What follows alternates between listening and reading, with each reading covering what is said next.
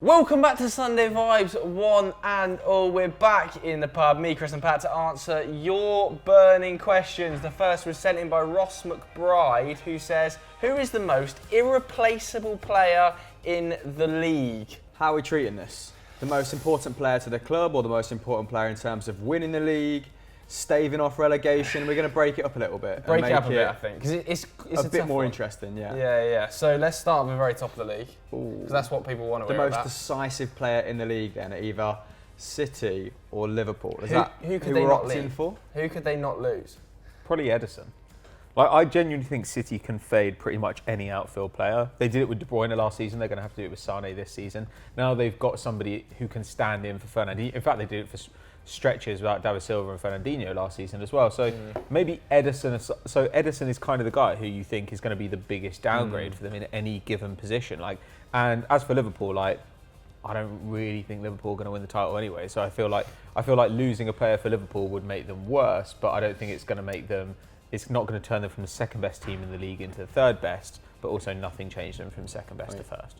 We spoke about the importance of replacing Fernandinho, and it took Rodri all of 20 minutes to adjust to the Premier League, didn't it, match week one? Easy house. I mean, the tactical fouling on point. That's Pep's thing, though. That's always been Pep's thing. Guardiola absolutely loves that. But much more of a physical presence than I kind of anticipated for some inexplicable reason. Yeah.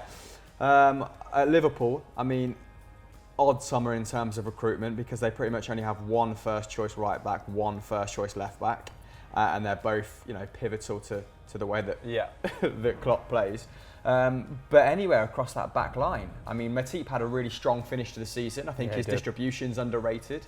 So he kind of looks like a much more, he dovetails much nicer with Van Dijk than probably a Lovren.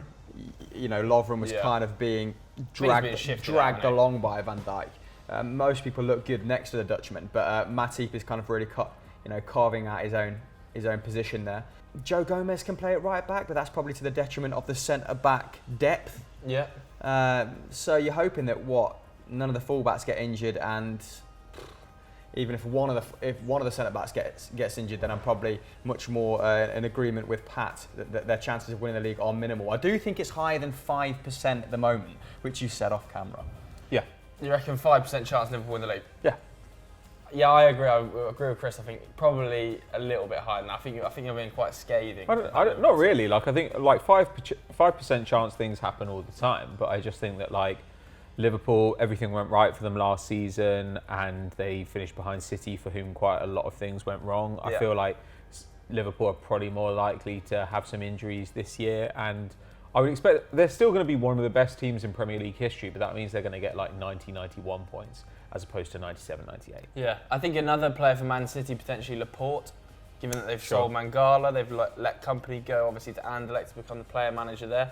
So you look at the depth at centre-back for City, probably is Otamendi. So now they've got Rodri. I think Fernandinho said this, I think, before the season, that he was expecting to play a lot more at centre back, and so will Kyle Walker, I imagine. Yeah, I think Kyle Walker will definitely drop in now that João Cancelo has joined. One team down, I think Tottenham, sort of looking at that third place. I think if they lose Eriksen over the next 2 weeks, I think from my perspective, being at the game on the weekend, it was abundantly clear if they lose Christian Eriksen without, obviously, can't replace him now, it's going to be a struggle this season. Either Lo Celso has to hit the ground like a steam train playing in 10 with bags full of creativity, or I just think Tanguy Ndombele will struggle playing that high up the pitch. I think he was so much better when he was in that. The signs 20 were there. yards He's still created, though. Yeah, the signs were there that he's going to adjust to the Premier League very quickly. Yeah. But I do think in the first 45 minutes, Jack Grealish and McGinn were bossing that midfield. And when Eriksen came on, I mean, it did turn around pretty rapidly second half. When Eriksen came on, Tottenham were 10 yards further up the pitch. He was pressing goal kicks from the off. His first action was press. And there was much more intensity. And I think they had 9 shots before he came on, and something ridiculous. 19 shots after he came on. I think that might have been in total. But there was more shots after he came on in a very concentrated period. Like you said, Lo Celso's kind of bring that creativity as well. He kind of did the Real Betis in that position. A lot of pressure to hit the ground. So it remains to be seen whether a massive off would be able to kind of lure Christian Eriksen away. But Spurs fans all kind of unanimously on Twitter being like, Christian Eriksen cannot leave at this point. I mean, the left Jan Vertonghen out, which was pretty interesting. That was for a tactical decision apparently, but bit of a falling out maybe behind the scenes. Yeah. But they look like they've got a bit more depth in defence. I mean, Wanforth's been injured. He's yet to return. We'd probably anticipate him getting minutes at right back. But Kyle Walker-Peters looked decent. Yeah, and also I thought Harry Winks looked great in that sort of 6 role, just ticking the ball over, recovering possession, and then just shifting it onto a slightly more creative play. He's going to have a better season because he's going to have better protection. Yeah. Like, I mean, I understand what you're saying about Eriksen, and I love Eriksen, but I also do feel that's an area where they do have some depth. Like, if they have a fully fit Dele Alli, if they have Lo Celso, then you kind of feel that's okay. Whereas, I feel like when you're talking about keeper, when you're talking about centre backs, even when you're talking about centre forward in Harry Kane, like, if you're already playing Son on the wing, then you start having to destabilise one area to fix another area, and that's a little bit of a concern. I am interested to see how he lays that midfield out, given that I think he's probably going to start Winks as a 6 at most games, and then whether he plays Ndombele and Lo Celso, or whether Eriksen and Lo Celso rotate. I don't really know how he's going to lay that midfield out, because he's got so many more options than he had last season. And Moussa Sissoko, whilst not the best on the ball, is massive for driving the play forward for him. And he looked so much better when Christian Eriksen came on. And in terms of all that, most of their deep progression was from him in that game. I actually think that Harry Winks is probably going to be the victim in this scenario. I think it'll probably be an Ndombele and Lo Celso pivot. Lo Celso going back to his kind of PSG profile of player, and Christian Eriksen coming straight back into the fold, amidst all this kind of uncertainty. But Harry Winks, he'll probably get 1,500 minutes still across the course of the season. There's plenty of minutes to be had.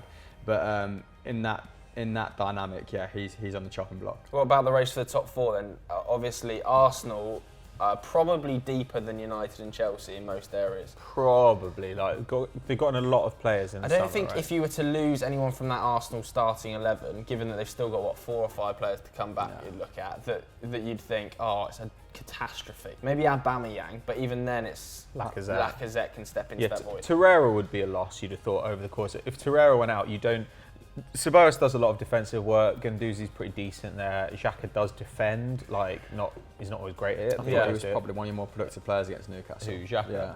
In the second half, he was good. In the second half, he was good. In the first half, he was shocking. All over the place. Yeah. But I feel like also that's like the balance of the side a little bit off, because Willock wants to press on and stuff. It's hard in that Arsenal side because there's no one player who kind of makes everything work. Last season, maybe that will be true as the year goes on, but last season the midfield didn't really work and the defence didn't really work, so it's hard to pick out a player who made those things work, because they didn't. Although I thought Maitland-Niles looked really strong for you. I think he's going to give Bellerin some serious competition as the season goes on. I think Maitland-Niles is great, especially when he plays a wing back. He's just not a fullback. He was good at fullback in that game. Actually, he was our best player on the pitch. Created a bunch of chances, completed 4 dribbles, really, really good. But I don't know, I'd still like him to get a shot in midfield at some point. But if you had to downgrade Arsenal the most over the course of the season, probably Leno or Torreira, you'd imagine. Okay, for Man United is an obvious answer. I think Paul Pogba. Pogba falls out of that team and United implode. Or Wan-Bissaka. Pogba didn't even have his best game against Chelsea, and he's still creating 4 chances. And he was so deep. Straight after that, Wan-Bissaka, I think, created the second most chances. I suppose there is Dalot, isn't from fullback. But I think you conceded 54 goals last campaign. I think that was United's worst record since the late 70s, early 80s. So Harry Maguire and Wan-Bissaka are crucial in that regard. But they are two Premier. They are going to sort of hit the ground running. There is no kind of adjustment period. I don't think, at the very least. I do think it's more kind of pressing that Rashford or Martial, score over 15 goals this campaign in order to secure you. I think Rashford will, though. Champions League really football. back Rashford to score 15. I hope so. It's great for England as well. So do I. Especially given that he's on penalties. I think you'll probably see him put 6 pens in the net, and then if he doesn't get 9 from open play, I'll be shocked. But if Pogba can't create in that midfield, there's basically nobody to create. Yeah, you'd have to play Mata as a 10 or something, to get the creativity in the side. Totally agree. It's like at Chelsea, when I watched Chelsea in the Super Cup last night. We're obviously shooting this on a Thursday as usual. In the Super Cup last night, comparatively to the United performance, Kante makes such a big difference. Yeah. Without him on the weekend, the counter-attack was on 24/7. constantly too high up the pitch. I thought that midfield line, despite the fact Jorginho likes to sit deep, there was kind of a 30-yard gap between the centre-back and the defensive midfielder when they were pressing high up the pitch, Chelsea. And I thought last night Kante just totally changed that. His energy was just frightening, and that was carrying a minor injury as well. So I think for Chelsea, if they lose Kante, despite the fact we've kind of said all summer, they have got fantastic midfield depth with Jorginho and Kovacic and players to come back like Loftus-Cheek, but I think Kante is vital to any sort of top four push for them. Yeah, and you can see why last campaign Sarri was trying to add goals to his game, because there was a dearth of goals in that midfield, and it was almost like, okay, which guy can do everything? And unfortunately, he had to opt for Kante, which meant sacrificing his natural game to an extent. Although he's still pretty good. Reading a few interesting articles in that. Zola under Sarri watched the whole of kind of Kante's career under Conte, and and at Leicester under Ranieri as well. And he's saying he was never the most kind of he was never the deepest midfielder. That was Drinkwater, and then that was Nemanja Matic, and having that player, at the base of midfield gave him license to kind of win the ball everywhere. And you don't necessarily have that at Chelsea yet again this season, because Jorginho doesn't necessarily put up huge defensive numbers. Yes, he's going to be there in terms of starting the play, but Kante is also going to be shielding that back four while probably being the most qualified to score 4 or 5 goals from midfield. Jorginho might get that taking penalties now, but I mean they're going to hope that Mason Mount and Barkley chip in with a fair few. And they'll have to chip in with a lot. I think Mason Mount took some potentially unfair criticism off the back of the Man United game off of a few pundits. But having said that, the necessity for him, like you say, without Tammy scoring goals, the necessity for one of those two to score goals is massive, because although Pulisic was great against Liverpool last night, and I'm sure he will get between 5 and 10 goals, I don't see where the 15-goal a season player comes from in that Chelsea team. Well, I suppose up front, yeah. I mean, it depends when Loftus-Cheek comes back as to how many goals they can get from midfield. If Loftus-Cheek comes back, it seems to me he's obviously better than Barkley. He's obviously better than Mount at this stage, and probably forever. But I don't know. Otherwise, you might want to think about maybe dropping Jorginho and playing Kovacic or someone just so you've got somebody a bit rangier who can still do build up behind Kante. Because otherwise, you end up in this situation last season where Jorginho doesn't do enough defensive work or can't cover enough ground, so you have to put Kovacic in there as well, and then suddenly that's when you end up with Kante as your most attacking midfielder. And whilst he'll be okay, he's not great at it. No. Whereas what he is the best defensive midfielder in the world. I mean, he's not a holding midfielder; he's a defensive midfielder. If that makes sense, I mean, Kovacic. I remember reading a really interesting article last season about sort of Chelsea's. The quality of shot they were taking across the course of the season, and the average was the same as it was under Conte. And this is with a guy who supercharged a Napoli attack at the helm.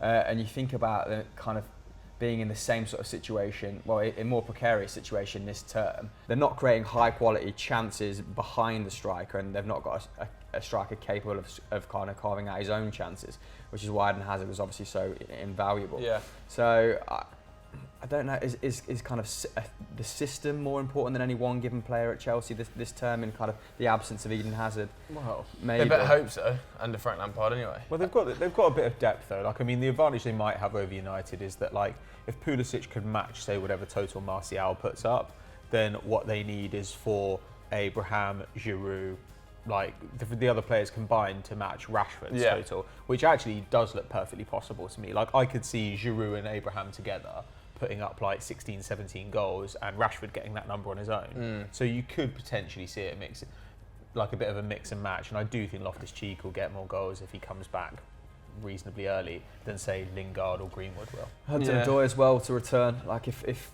he started this campaign and you had Pulisic on one wing, Hudson-Odoi on the other, maybe it is kind of less important.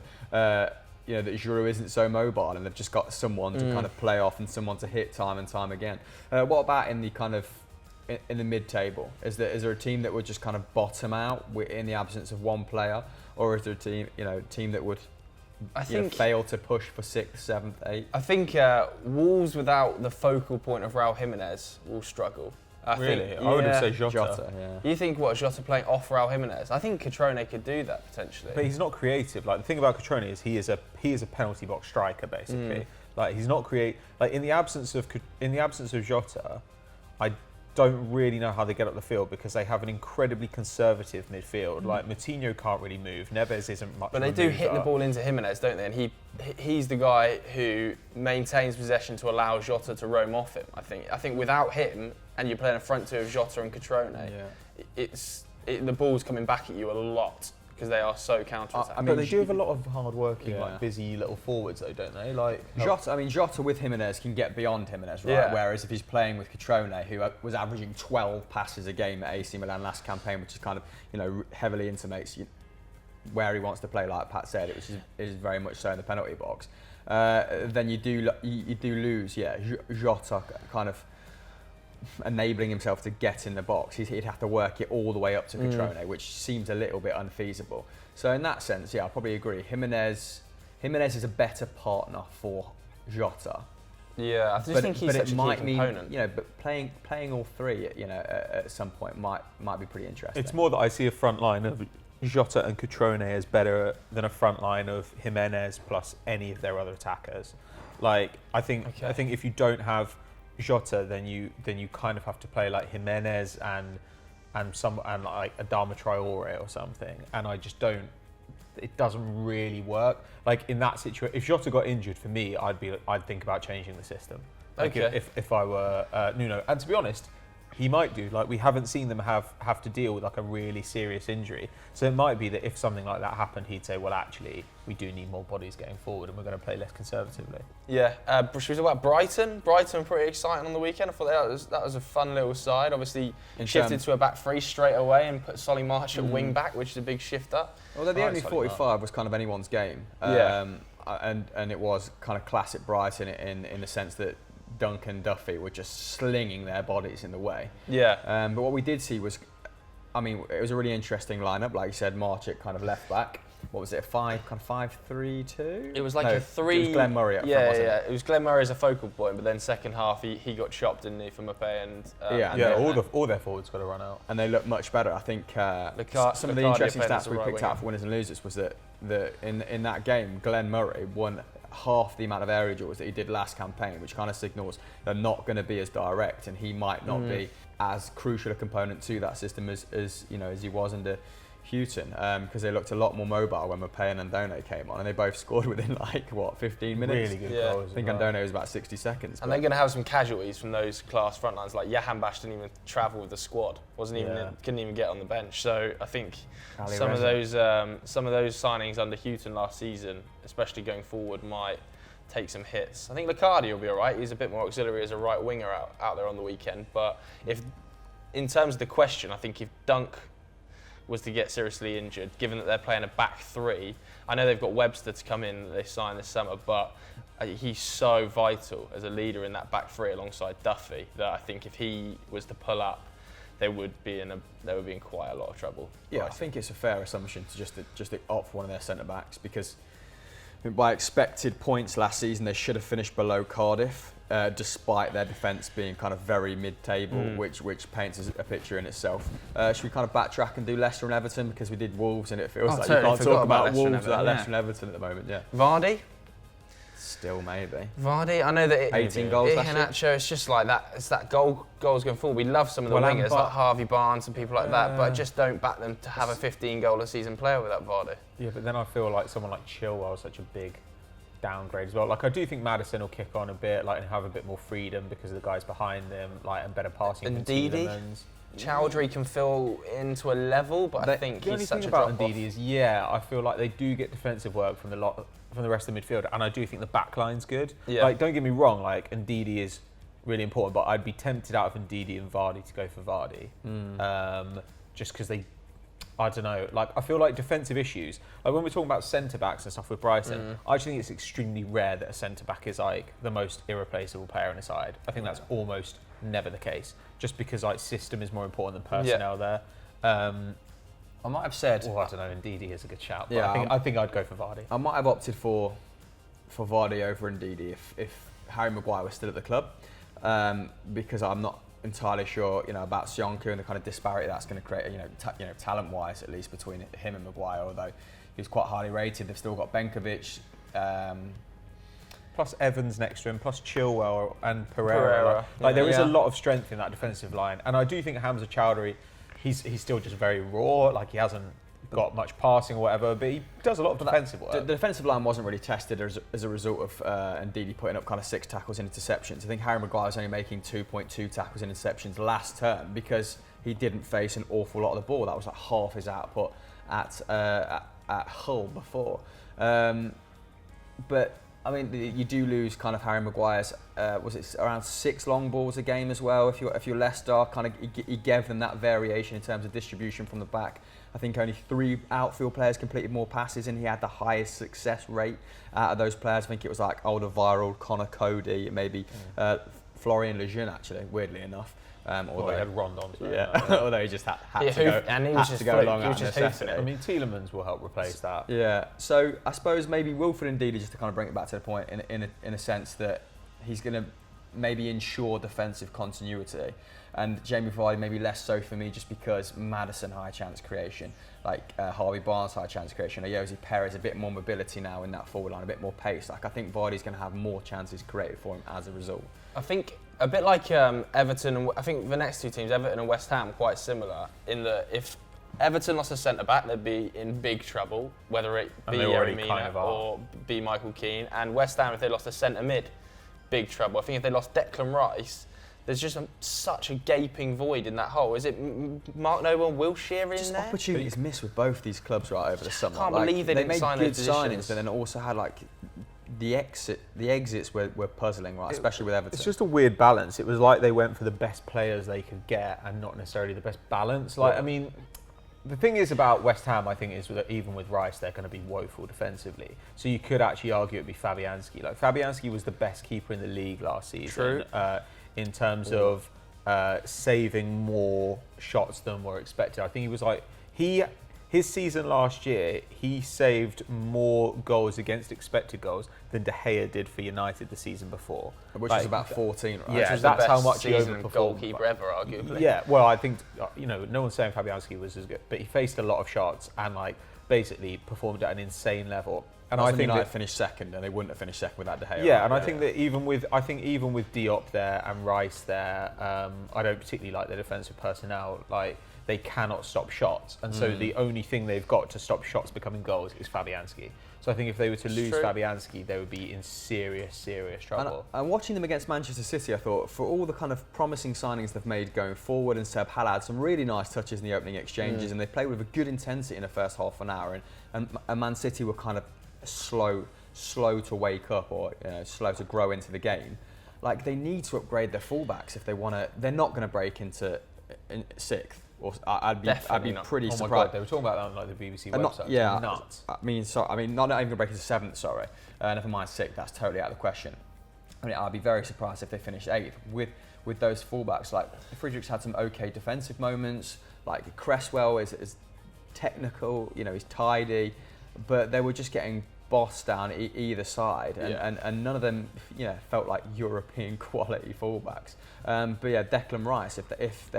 If they lose Declan Rice, at the minute he's trying to pretty much do everything. He's holding that midfield together in the sense that his defensive contributions are solid, his passing is improving kind of with every game. If he drops out, then Noble coming in, like Will Shearer's fitness still questionable. Yeah. Like he was getting absolutely bossed. He was getting chucked about by the Man City midfield. The thing is though, like I still feel like the midfield isn't being held together. Like I know what you're saying. It's just more that I'm like, even with Rice in there, there's not really much of a midfield. It's not coherent, so even with Rice. But Rice is doing his damned, They'd have to play like Felipe Anderson as a 6 or something if it came to it. Genuinely, that's the situation they're in. Like. Yeah. What are you going to do? It is pretty poor. What about at the very base of the table then? Pulling up some, like, are we looking at Buendia at Norwich? As if that fell through, there'd be some real issues. Yeah, they still look decent. Max Aarons looked decent. I think got good fullbacks, yeah. I have to say, watching Newcastle, I think they could lose anyone and still go down. I don't even think I put Newcastle in my relegation zone, but they were howling. Newcastle were at home against what you would charitably call Arsenal's B team. And they were awful. And the only half-decent shot they created was when Joel Linton beat 2 guys, and still it was like from the edge of the box. Keeper as well, wasn't it, with his left foot? And it was from the edge of the box, like it was still and through traffic. Like that was the best shot. Exactly what we said It's pre-season happened is that Joel Linton, Sam Maximan and Almiron had no service all day. The ball was never passed into him. When it was, it rebounded off Joel Linton because he was so isolated. Yeah. Almiron looked like he was about 15 years old. He was getting thrown around the pitch. He's fast, but he's got the smallest head in the world. Pinhead. And when Sam Maximan came on, like he was doing his damnedest, but it's just so much pressure on all 3 of them to create their own chances. The thing is, though, if they are decent, and Joel Linton is good, and Sam Maximan is good, 2 good players can just make the difference. Like, I do think so. Like, they're more attractive to watch, certainly, than they were last season. I doubt they'll be as effective defensively, but they've got good defensive personnel. And there's a part of me that looks at them and thinks, okay, I at least see 2 guys who can be really good, whereas there are other teams in the league I look at and I think, do I see anyone here who's good? Anyone at all? I mean, do you see any good players at Sheffield, really? I mean, there's some respect on Billy Sharp's name. McBurney, mate, 20+ goals. Not great. Tipped him as my flop of the season. I had to take him on fantasy Premier. Just going back to Newcastle, I think maybe similar to West Ham. Like Dubravka was overperformed for them last season. I thought he was excellent last He'd be campaign. a key player. If they lost Dubravka, that's a huge downgrade. If Fabian Shaw, I think he was in their top 5 goal scorers with 4, and 2 of them, I mean, were just like virtuoso, like Beckenbauer against Arsenal, though, wasn't he? He was a bit sloppy against Arsenal. But also, I mean, like, I don't know, they're pretty like basically Arsenal had 1 chance of note, and that was the goal. Like, they didn't really give up a whole lot. Like, although that was partly down to Mkhitaryan's final ball. Sure, and also last season, I mean, but last season they didn't have much protection in front of them, and last season he was making like 5.5 tackles and interceptions a game, Fabian Schär, which is, for a centre-back, absolutely ridiculous. So if there's no protection in front of him, he's doing last-ditch defending, and he was doing it really, really well. So so last week, I think I said Newcastle to go down. Yeah. I think you might have said Villa. I think I said Sheffield United, Norwich. I was actually pretty impressed with Villa against Spurs. I can't remember. I thought Villa were dreadful against Spurs. Really? I didn't think Villa were very good at all. I saw the WhatsApp group explode, but I kind of stayed away from it because I was out of the poob. They got dominated in that game. Like that's the thing. People are like, Villa were really good. Villa were really, really good, and yet they gave up like 2.7 expected goals in that game. They gave up big chance after big chance. That if Harry Kane has taken 8 shots. Well, yeah, but don't let Harry Kane take 8 shots. But most of those must have come in the second half, right? But even I think, like, if Harry Kane had, say, finished that header that Ndombele creates for him, then this whole narrative would be different. There are a couple of big chances they missed early in that game where people say, oh, well, it was a really good defensive performance. You think, well, no, like, if that had just gone in, then we would have a totally different narrative. And I thought McGinn was pretty good. I thought Grealish looks bright. And I thought Vesely did a pretty manful job in like quite a horrible position. I don't think he's great, but like I enjoyed his hold-up play. He did his best, but you still look at them and you're like, they just can't stop shots. Like, and Spurs just turned the screw, and it wasn't that hard for them. Like, Spurs were more dominant against Villa. Like, when you look at the actual chances they created, they were more dominant against Villa than Liverpool were against Norwich. I thought Liverpool were worse against Norwich than Spurs were against Villa. I thought Spurs, and I don't really understand the thing as well of like, oh well, it's the last like 20 minutes, half an hour. It's like that's part of the game. Like, I thought Tyrone Mings was very good until he wasn't. But I mean, in terms of its expectancy, right? Like, I expect Tottenham to put up an expected goals of 3 against Aston Villa. What I didn't expect was Aston Villa to be as competitive as they were for the first 45, for John McGinn and Jack Grealish to look quite as composed, to look quite as good on the ball. To be as effective on the counter as they were surprisingly good, which is not the same as saying that they were good. What was surprising for me, like was the defensive organisation of Villa was fantastic for me. First 45, like they were forcing the ball into wide areas. They had a very clear game plan of letting Kyle Walker-Peters have the ball in wide areas. Sure. And as soon as Kyle Walker-Peters had the ball, like pressing out to him, and he had to go back into wings because he didn't have the ability to beat a man, and he didn't have the ability really to put an effective ball into the box. And that kind of methodology of being super narrow and super compact worked perfectly for them.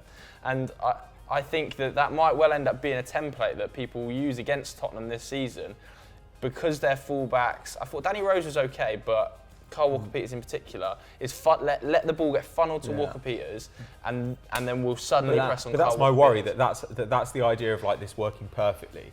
That this is everyone saying like Mings had a great game. This is people saying Villa defended really, really well, and I thought, and they still gave up more chances than any team in the first round of Premier League fixtures except for West Ham. I mean, my only problem with that kind of formula is that they did tire massively, and you're right. Like in the Premier League, you don't expect if you tire around the 70 point and they didn't 70-minute mark to not get punished for it. And we know that Spurs, I mean, at least last season, maybe more so the season before, were the highest pressing side, the highest intensity side, and even themselves kind of let up between the 70th and 80th minute as a result. So I kind of expected it in the latter stages of the game, and if that is your game plan, maybe don't deploy it against someone with the fitness that Spurs have, because you are kind of inviting. Like John McGinn was getting beyond Wesley. That was their attack, wasn't it, basically? And that's how the goal came about. And Jack Grealish was kind of trying to. It's also horrible defending by Tottenham for the McGinn goal. Yeah, that long ball from There's Tyrone no Mings. way that long ball should be bouncing twice before John McGinn can get onto it. But yeah, I mean, I think Aston Villa, they definitely surprised me of how well they played defensively. I was thinking that given the turnover of personnel that they are going to get run all over. I think for the first 45 minutes they were, if not the better team, they were extremely well coached. Drilled. Yeah. Very well coached. I'm still trying to remember the game, to be honest. Is there any other teams you want to talk about? Watford, potentially. I can't even name them more than about 2 Watford players. Their most important player. Who, probably. They've got some depth. They've got some depth in attack. I don't think Decore is all that. They got bossed on the weekend as well, badly. Well, and then when they pushed up late on, and that third goal is absolutely unbelievable. Yeah, and Bournemouth obviously succumbing to that 1-1. I don't really see any totally vital players. I'm sure Bournemouth fans will be going, if we lose Wilson, then we're going to be in bad trouble scoring goals. Yeah, and they're already without Wilson, Brooks. King, Ryan Fraser. I think Billing's an upgrade on Lerma. Billing had a good game, actually, if I remember correctly. Oh, he almost scored an absolute screamer. Yes, he did, didn't he? He hit one with perfect technique from about 30 yards out. But once you get into those teams, they're either like teams with nobody impressive, or they're teams where everybody's kind of like decent. Yeah, Southampton worried me a bit on the weekend as well. Yeah, although the expected goal was put them at, it was a classic kind of like Burnley performance. Yeah, it was, wasn't it? Burnley had 0.89 or something. Yeah, like Southampton created a higher quality of chance, and then somehow. And Ashley Barnes obviously was finishing everything. Like the one where he takes it on his knee and half volleys it bottom corner is just unbelievable to me. He's their best player by a long, long way though, Ashley Barnes. Like Ashley Barnes would be a big loss for them. He's having the same sort of trajectory as Jamie Vardy as well. His Premier League goals have gone from like 5 in 34 to like 12 last season, and now he's scored 2. Yeah, he is. You're right. If Burnley lost Barnes, then that would be a bit of a hammer blow for them. He's like their Jota, right? He's their only forward who has a bit of mobility. Like all their other forwards are big lumps. So like it's a. But he does have that strength as well. Yeah. Goodmanson's finish is also fantastic. I like Goodmanson. Goodmanson's always been technically very good. Well. Didn't get a lot. It's sort of in and out of the side last year, wasn't it? Yeah, but I think when you get to this kind of that end of the table, it's more dependent on kind of managerial talent and the systems that they're deploying. Like that's what's going to give you the edge, isn't it? Yeah, so there we have it. Who would you say is the most irreplaceable player for each club in the Premier League? Rank them and let us know in the comments below.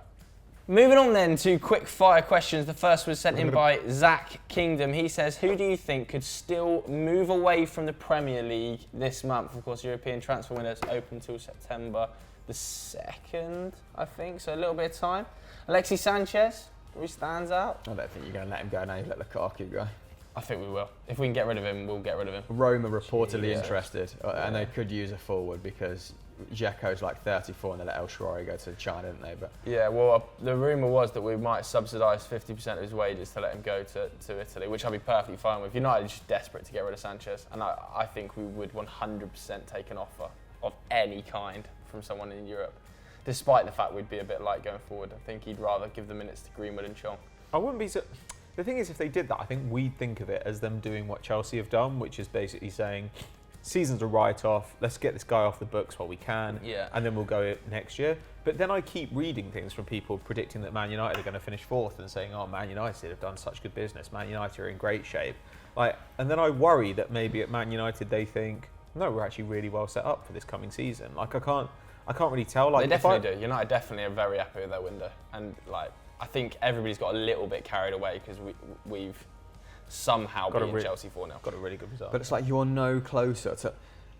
Like I feel like every coach at United has been saying like I'm 2 or 3 windows away from actually sorting out my side and the side fairly representing where I want to take this team, and it kind of feels exactly the same as Solskjaer at this point. Like you start, like this was a really good start, but now you need another 2 windows to add the quality that's going to make you a Champions League, that's going to definitely make you a Champions League club again, and then the quality that's going to make you, allow you to compete for the title. Yes, I mean you spent the most this window, didn't you? Out of any Premier League club. I think it's a very clear change in formula though for under Solskjaer. I think Mourinho still wanted that. You would have seen Mourinho on Saturday still line up with Nemanja Matic in the hole. He would have definitely kept Lukaku. Yeah, but it's will United allow Solskjaer to execute that vision? What vision though? I don't think he has a vision. What, of having young British players? There's no reason they couldn't have done more this window. Sometimes with some clubs you're okay, you can only buy 6 or 7 players realistically in a window, and you only have so much money. But United barely added anything this window. They essentially added 3 guys. They could have done more. They could have at least got another 2. So it's if he really thought there was more work to be done, he could have done more work. Whereas I genuinely think maybe he was out of choice instead of not getting, I think at the end of the window, I can't remember, it might have been Phelan or someone said, oh, well, ideally we'd have liked another attacking midfielder, but you don't always get, every player you want. And you thought, okay, so you didn't want a central midfielder. You didn't want a central midfielder. You didn't want. I think another forward. United wanted to clear players out and struggled to do that as well. And I think that will probably happen over the next few weeks. You're going to see Marcos Rojo leave. I think, just coming back to the question, I think Matteo Darmian will probably be sent out if they can get rid of him. You're probably going to see Alexis Sanchez go. Yeah, the sort of remnants of previous regimes. Yeah. You've got some short-term players Phil Jones who've been there for a long time. I think it was pretty telling that Phil Jones and Chris Smalling weren't even on the bench. First game week it was Axel Tu and Zabi, so one of them would have ideally left this window, but I would be surprised if a European club came in for either Chris Smalling or Phil Jones. I mean, that's why, despite Dybala being better through the centre and him probably not getting a game through the centre at United because of the system, and he'd have had to play on the right, that felt like the signing that kind of United would have made under Alex Ferguson had they had a down year, when you went and got Berbatov or when you went. But I think that was also the signing we would have made under Van Gaal, or we would have. I'm not sure Van Gaal would have signed.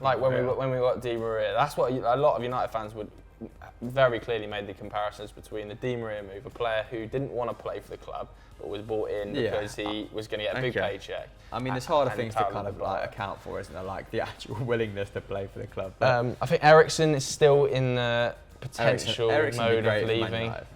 But I think if he's going to go this window, I think he could still leave. Do you think Daniel Levy's going to let him go for £0 next summer when they've just spent 200, or if Lo Celso gets made permanent, they'll have spent 180 odd million, and they'll also be paying off the stadium. I just can't see a world which Christian Eriksen's allowed to leave for £0. Well, you mean if he's not signed a new contract by January, they might consider selling him in January? January at the latest for me, because he's going to sign a pre-contract and stay 6 months. I think I'd be surprised if Christian Eriksen's still there September the 2nd. I'd be surprised. Well, I don't see where he departs for in kind of mainland Europe. Maybe an Atletico. Real still sniffing about. Obviously, the Neymar deal's still hanging over their heads if they're still after a 10. But I'd be surprised given that Isco's still on the cards. You also might get a situation where someone like Bayern looks around and they're like, okay, well, we can't upgrade wingers, so let's upgrade attacking midfielders. Just signed Perisic though, man. And Brazo's getting absolutely battered in the German press. Yeah, he's done a horrible job. Horrendous transfer window and transfer strategy. But I don't think that many players are going to leave the Prem now. Like, once the window's closed, it's like... How many teams have got big squads they need to cull? Like, Everton will try and cull some people. Arsenal are going to try and move on El Neni and Mustafi, who are both linked with moves away. Yeah. And after that, when you look around the league, there aren't that many squads that are like overstocked with guys where you need to bin some people. Especially in the lower half, I think they're all quite tight. I think Chelsea might try and send a couple of youngsters out on loan still, but there's going to be very little movement. Anybody who thinks like Paul Pogba is going to move in the next 2 weeks, I think is probably wrong. That would be insane. That would be absolutely mental. If you did that, that would be... I know. Discord FD has the next one. They say, do you think any team could emulate Ajax and surprise us in the Champions League this season? Not your boys, Hamill. Yeah, I don't really want to talk about that. Champions League. No. The Hoops getting knocked out by Clutch? Clutch? FC Clutch? Even. Yeah, I mean, the game was on Celtic TV. When I checked it in the pub, we were winning 2-1. And then 15 minutes later, actually, it's 4-3, which is the complete reverse of kind of what Celtic have traditionally done, which would have been to lose 4-3 away from home and drawn 1-1 at home. And what was Lennon saying? Probably gone out as a result. But he had McGregor at left wing back, who was sort of our best central midfielder last campaign, one of the few players that could kind of progress it in Europe, barring Tierney. So. Tierney, selling this Tierney. Has been a horrible selling Tierney means we've lost our best left back and our best central midfielder has now gone into left back. A bit of a double-edged sword there. No, it's just an absolute sham. And the Celtic fan, I mean, we had £10 million worth of summer recruitment on the bench. I just don't really want to even try and make sense of it on this show right now. But surprise package in the Champions. I mean, Krasnodar knocked Porto out as well. That's mental, yeah. Whatever. How good are Porto? I mean, they're consistently in the last 16, aren't they? They're one of the teams that do overperform in the Champions League, given their kind of like level of resource. Dortmund maybe. Dortmund might put together a strong run this year. Very little surprises in the Champions League anymore. Yeah. Like, it's a great competition, but it's also pretty predictable. Dortmund are interesting, man. Like, Dortmund are one of the... I'm intrigued to see what the odds are on Dortmund to win the Bundesliga this year. I'm very intrigued. Well, I imagine they've got shorter given the summer window that Bayern have just had. It would have been really good to get on it just after Bayern signed Hernandez and Pavard, and it looked like they were going to have a mental summer, and now they've had a catastrophe. And Jadon Sancho's just doing absolute bits and pieces in the Super Cup.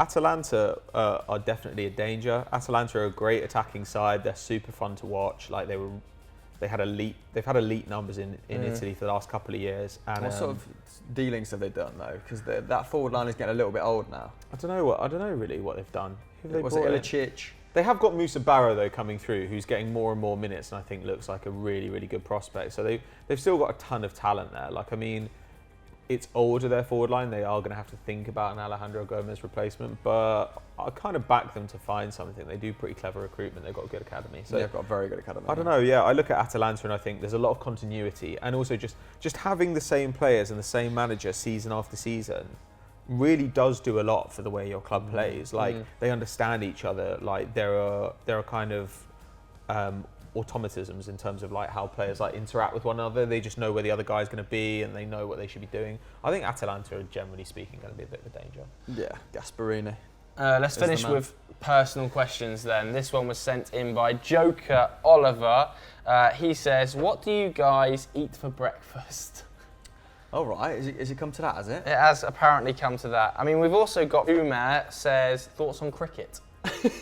So start with a breakfast variety. Breakfast is very important. I'm getting back into the habit of eating breakfast. Yeah. 2 crumpets used to be black coffee for a long time. 2 crumpets and a latte for me. Your peanut-covered knife. Don't even have peanut butter. You're a liar. You're a fraud. Butter spreader. Butter on a crumpet. Butter spreader. Yeah, why would you ever put anything except butter? The only other thing you could put on a crumpet is maybe a bit of Marmite. Like, I'm starting to get into. Ding dong. Crumpets for me. I was having bagels, shifted onto crumpets. 2 crumpets and a bowl of Cocoa Pops for me. I think that's a downgrade. Quite like jam on toast. You know, it's quite a nice. I saw you have that the other day. Sweet, sticky. What about you, Pat? I never used to eat breakfast, and I've only started getting into it now. I'm doing like actually a calorie restriction diet. Like I'm always so hungry in the morning that I'll have like a pastry or some fruit. Like, nice. Nah. Not many people. Tell you what, I don't eat wheat. Do they not? I feel like the first half hour of the day is people making breakfast at FD. Who eats breakfast? Mikey eats a bowl of muesli. Making porridge for a good half hour. Always like truffling around. Yeah. Like, truffling? Yeah. Sticking their face in a trough. True, but it's not slurping up milk. Wow. There's not that the most people. unacceptable breakfast is definitely Doogie Critchley when he brings in a packaged sandwich to eat in the morning. Yeah. Like, who does that? That's gangster. Get him on some sort of list. And then finally, thoughts on cricket. Yeah, it's good. Nah, against it. Anti. Dip my toe in and out. Dip my toe. It's very good. Hopefully England turn over the Aussies in the Ashes this week, although first day was abandoned, so not a great start. Thanks for the weather. Anyway, that's the end. That's the end of Sunday Vibes. If you want to get your question answered next week, tweet it to us, comment it below. What else can the people watch this week? No Extra Time podcast. That's bi-weekly, as we told you. The Game's Gone Mad will be out, though. Game's Gone Mad is back, so check that out with me and Zach and Dorman. Yeah. And obviously, PL Daily is still a thing, despite the fact we're just getting over some copyright issues at the moment. Episode 2 of Premier League Explained by this man should be going live very soon. Who'd you do it on? Aaron Wan-Bissaka. Oh, the king. AWB, the spider. The young king. Hopefully it will be live already, but we'll try our best. Weirdly enough, the Premier League didn't think that we had the rights. But we do, don't worry. We do. Anyway, thanks very much for watching. Goodbye.